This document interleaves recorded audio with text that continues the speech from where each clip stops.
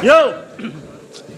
Nung sinabi mong ninakaw ko yung bala sa door kay Martin, ako naman napatunganga.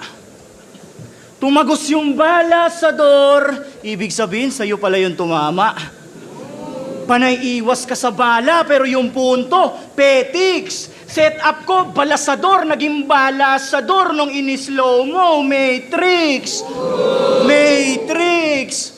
Brother.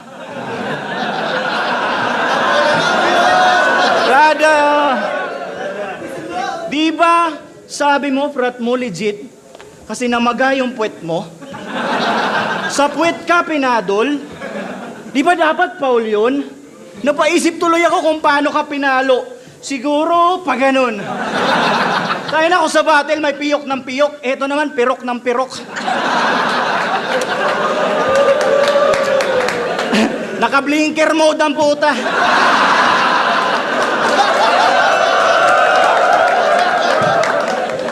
Naka-blinker mode ang puta, malala na talaga. Pelikulang Don't Move, nakikipag-usap mata sa mata.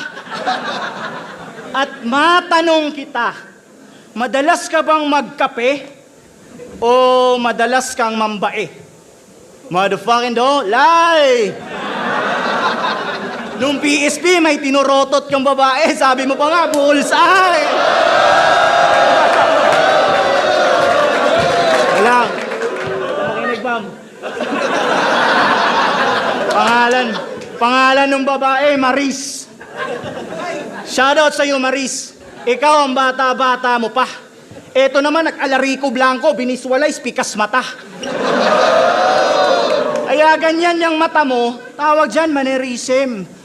Puro kasi suso na sa wool mo, naka-algorithm. Sabi mo sa PSP, nasusuka ka kapag titingin ka sa baba. Suso, kaka, ang bastos ah. Ay ba tayo?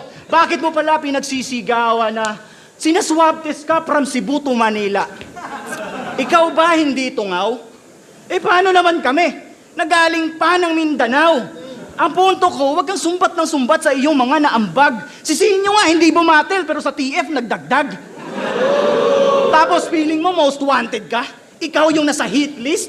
Eh pare-parehas lang tayo ah. Parehas lang tayong pumila sa East-West. Pero hindi, kung ako tatanungin kung pera ba o kultura, depende. Depende sa problema.